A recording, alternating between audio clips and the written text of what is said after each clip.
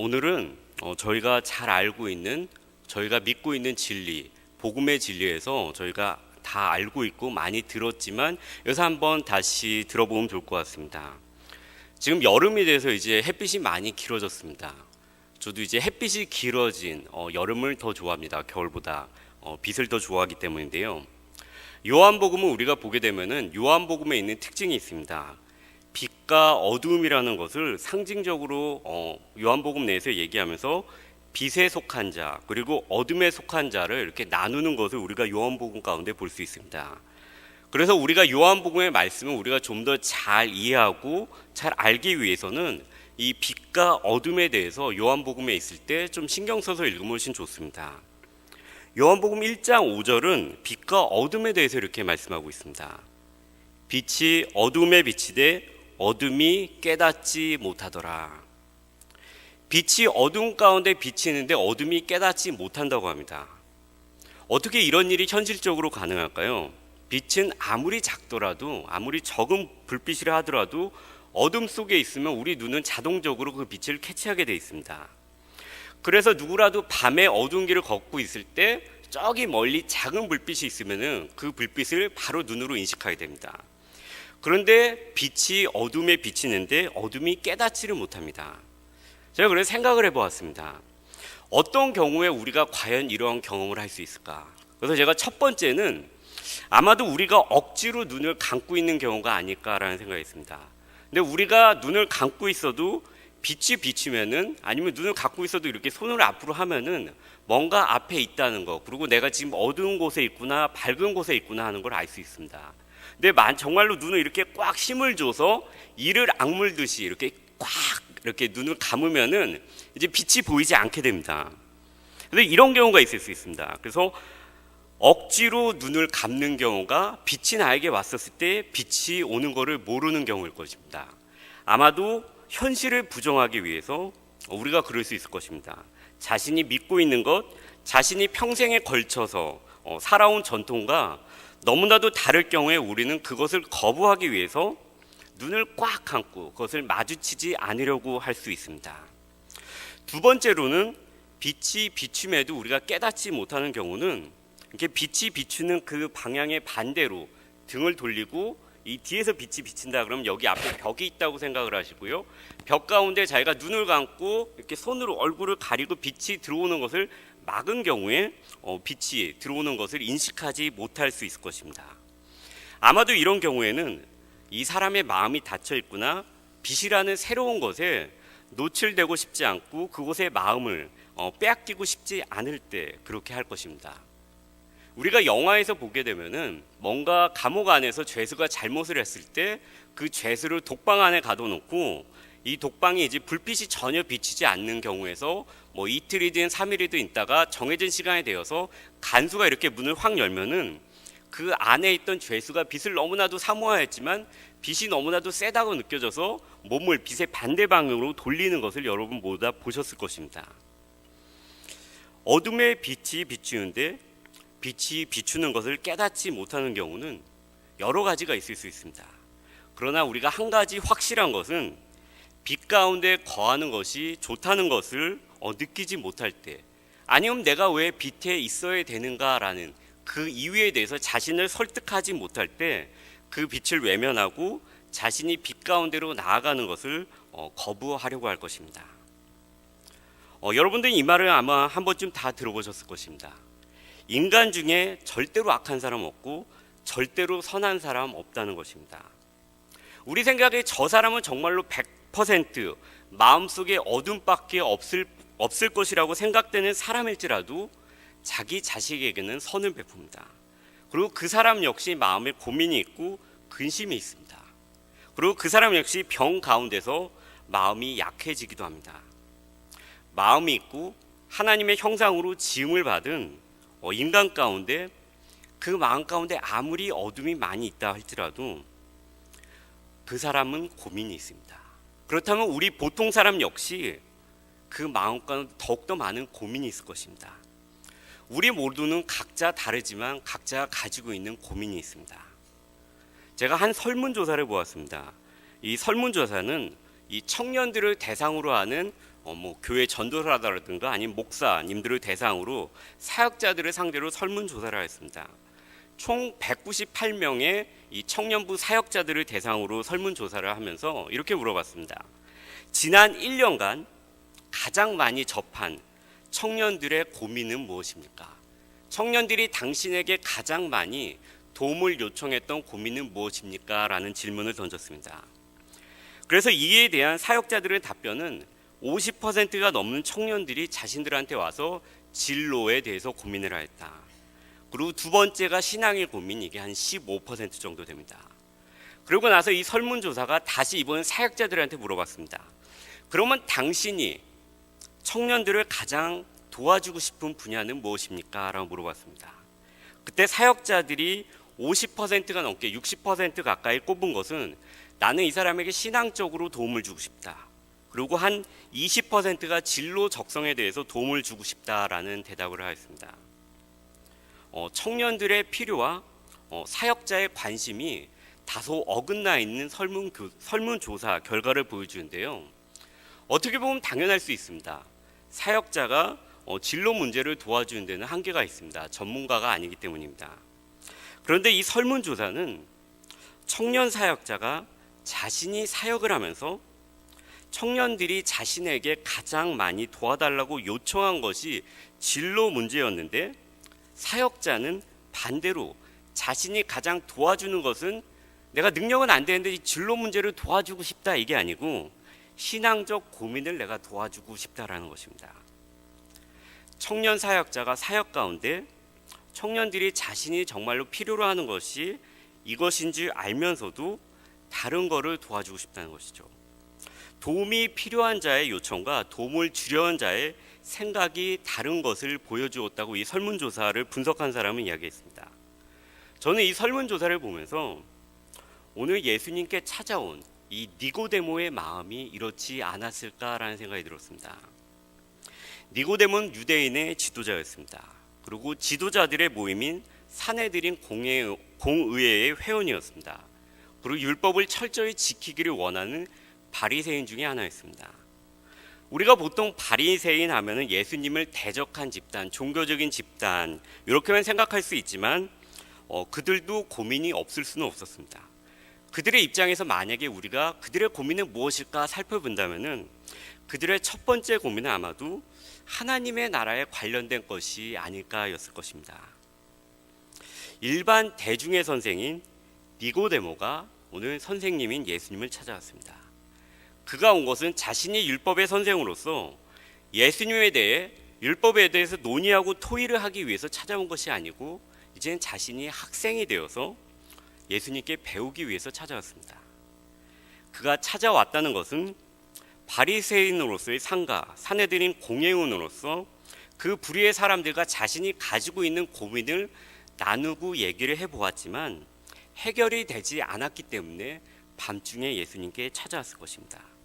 아까 그 젊은이들의 설문조사와 같이 이 니고데모가 가지고 있는 영적인 갈등과 고민, 가장 많은 고민은 젊은이들이 느낀 것과 같이 진로 고민인데, 이 니고데모가 그 동료 사람들과 같이 이 고민에 대해서 나누었을 때 그 사람들이 주는 답변은 전통이고 유대교 신앙이었을 것입니다. 마치 설문조사가 완전히 사역자와 청년들이 원하는 게 달랐던 것처럼 니고데모의 마음도 항상 이랬을 것입니다. 그래서 니고데모는 나는 이게 가장 필요한데 사람들은 이것을 얘기한다. 사람들은 다른 것을 도움을 준다. 이런 것이 계속사에서 그 마음 가운데 답답함이 가득하였을 것입니다.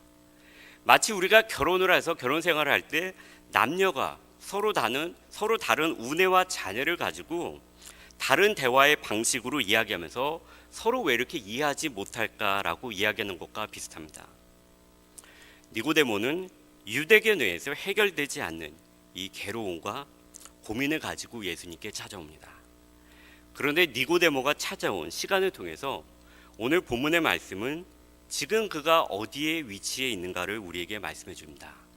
2절을 보면 이렇게 말씀해 있습니다. 그가 밤에 예수께 와서 이르되. 사실 언제 몇 시에 찾아왔는가는 전혀 중요하지 않습니다. 그가 예수께 찾아왔다는 것이 중요합니다. 그런데 요한복음은 이 빛과 어둠을 상당히 상징적으로 사용하고 있습니다. 그러면서 지금 이 니고데모의 상태가 밤에 있다라고 얘기합니다. 이런 거를 볼 수 있는 것이 요한복음 13장 30절에 보면 또 있는데요. 유다가 예수님을 배반하기 위해 밖으로 나가는 장면이 있습니다. 함께 식사를 하다가 니고데모가 나가는데요. 이 구절에서 요한이 이렇게 적고 있습니다.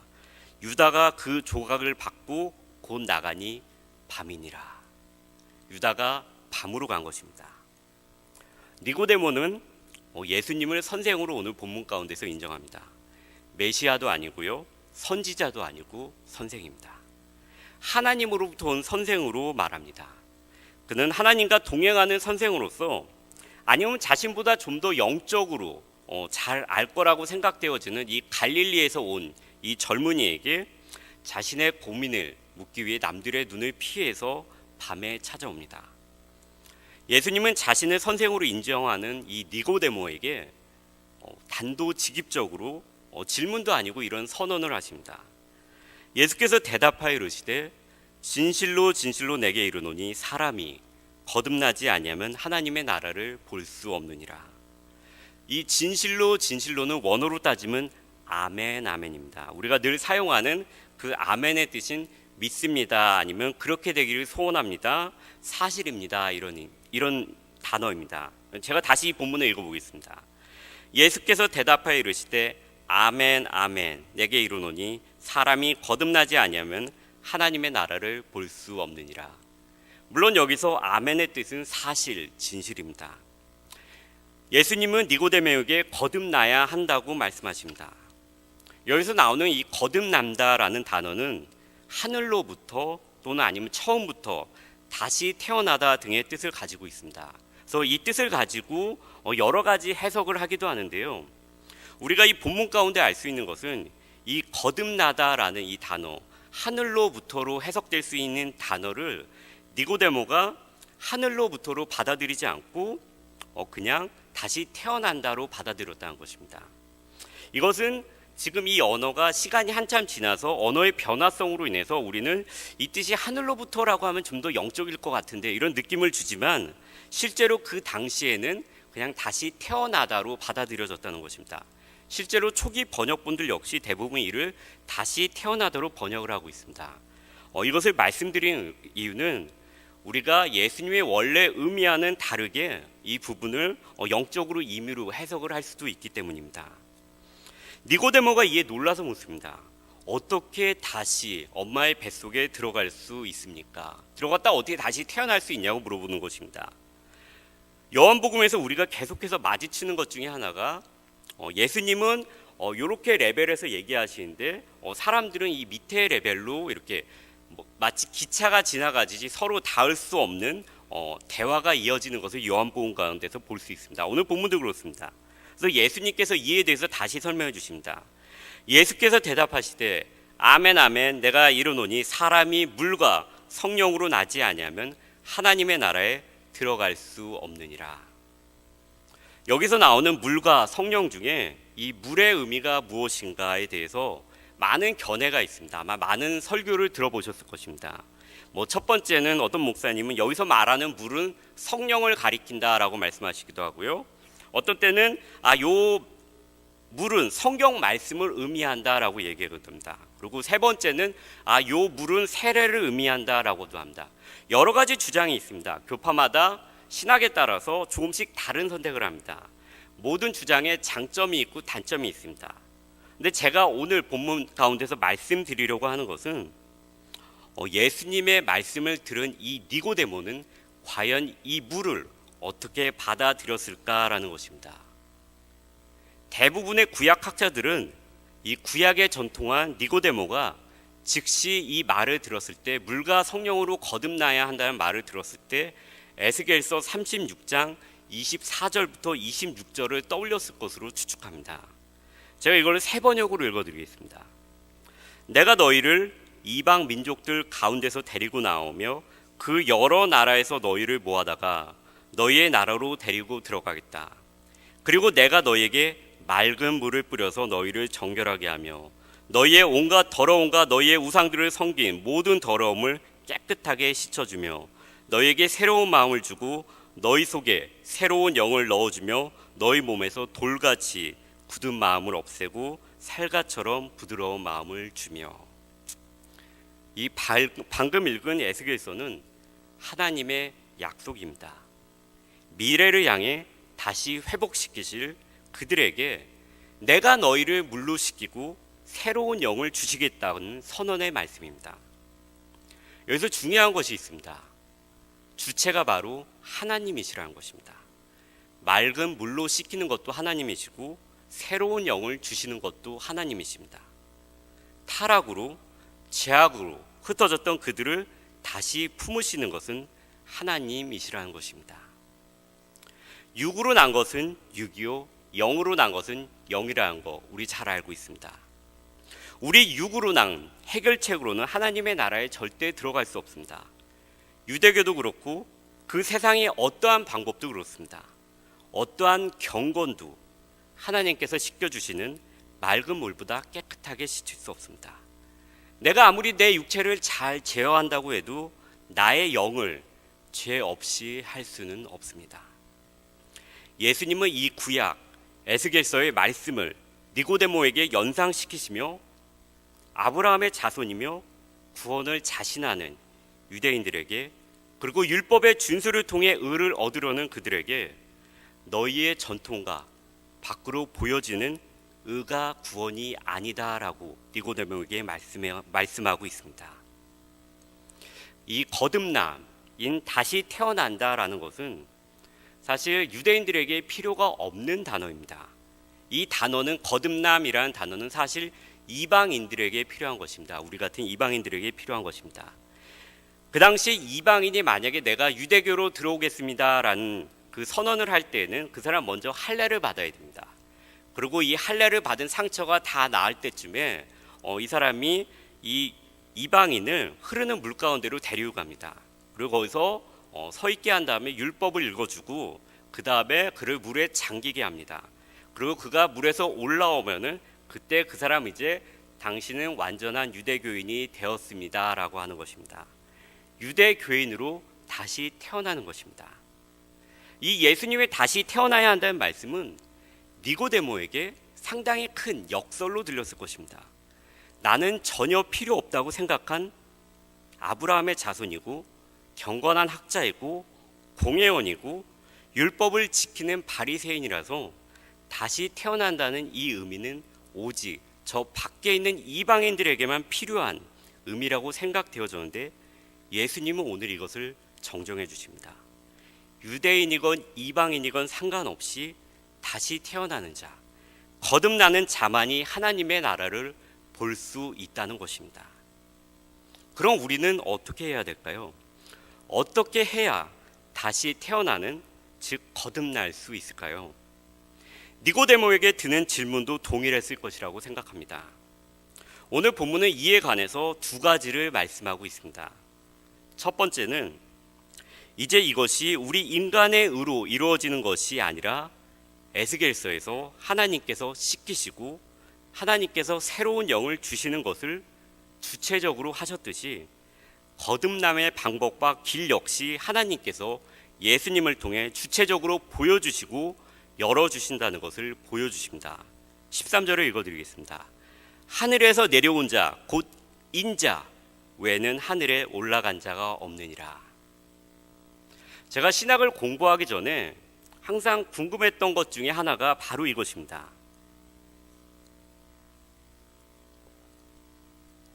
왜 예수님께서 늘 본인을 얘기할 때 인자, Son of Man이라는 표현을 하셨는지가 너무너무 궁금했습니다.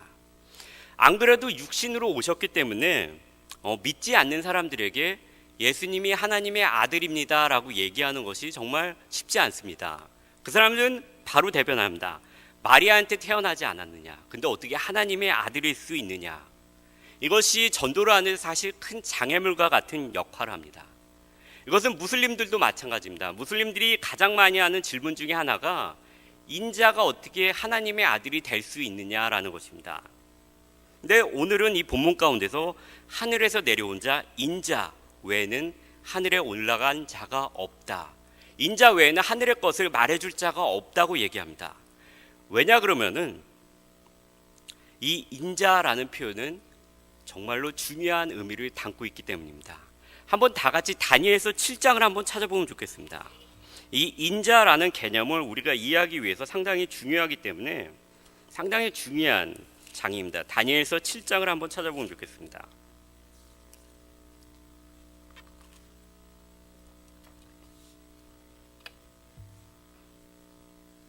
다니엘서 7장 13절부터 14절입니다.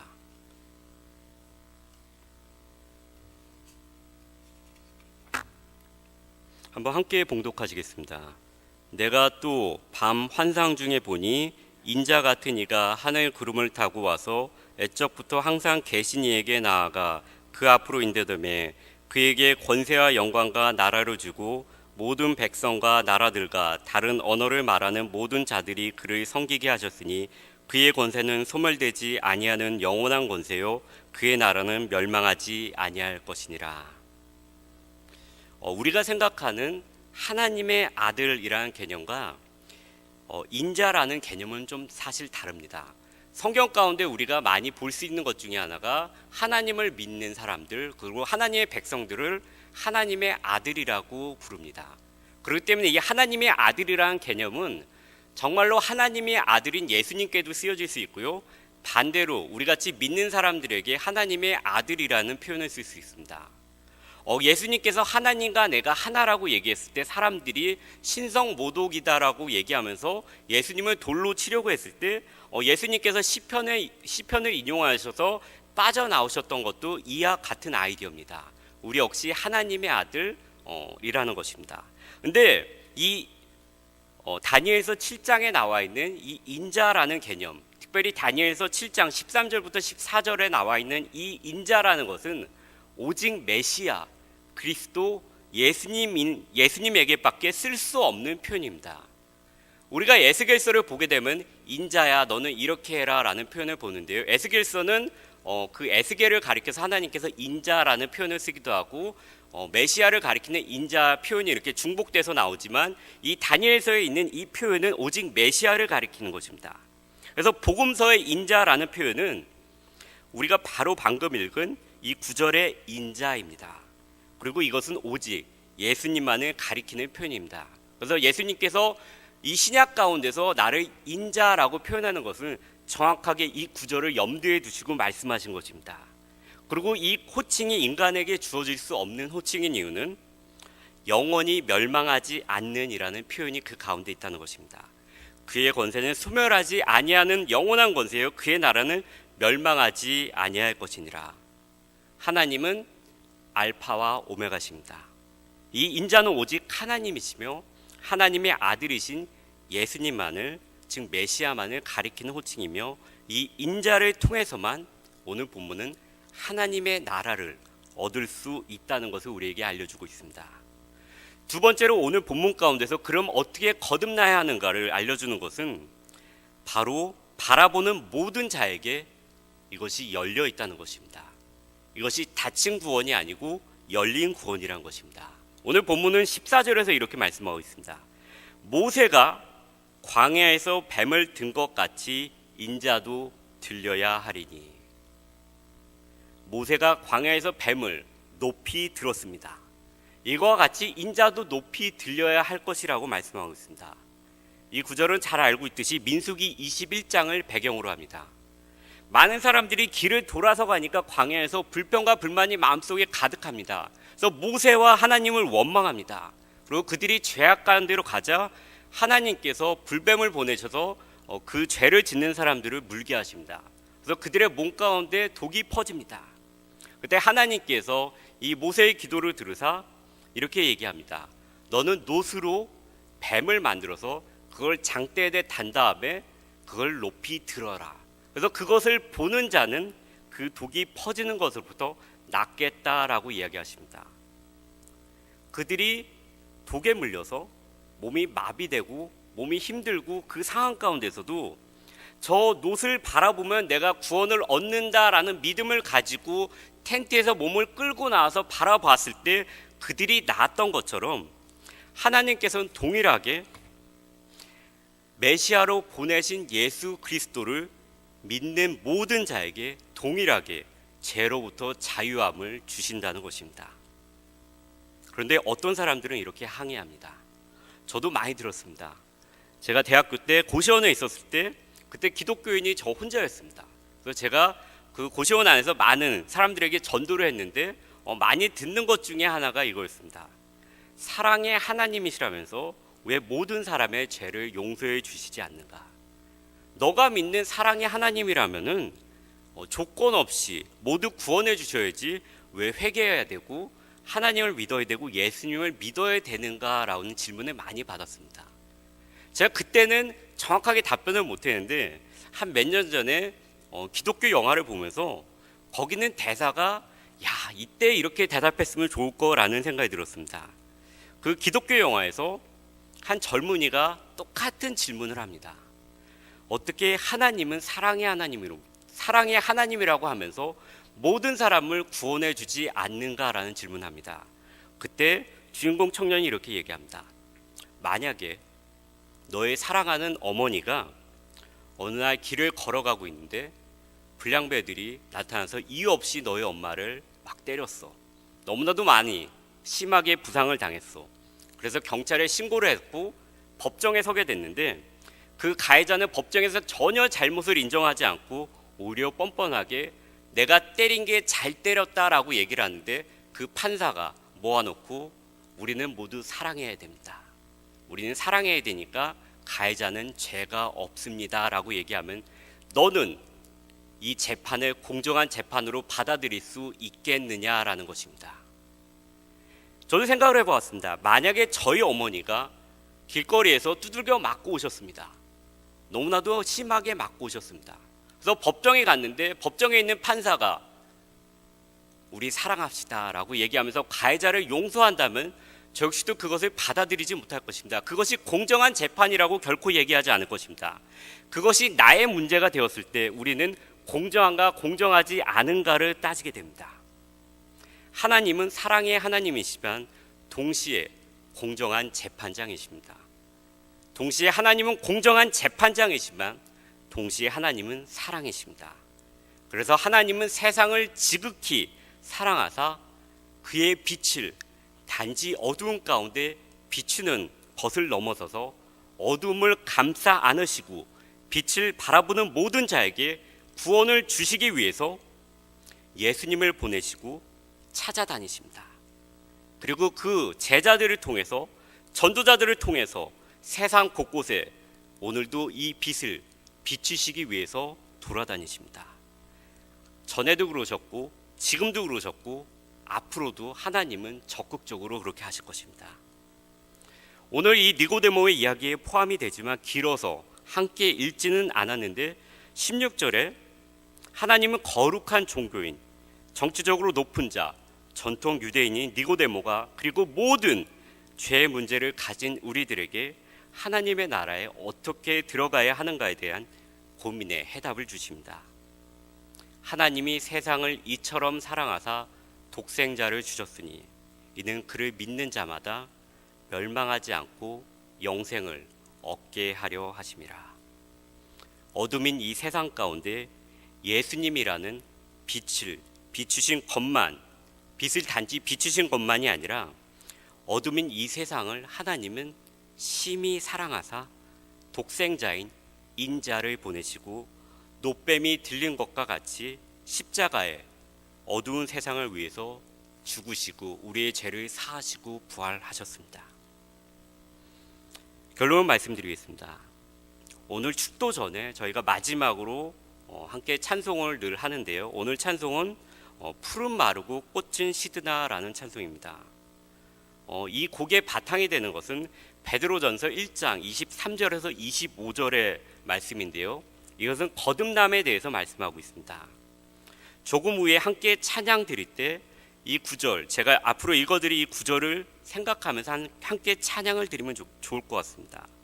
제가 이 베드로전서의 거듭남의 구절을 봉독해 드리고 오늘 말씀 나누는 마치도록 하겠습니다.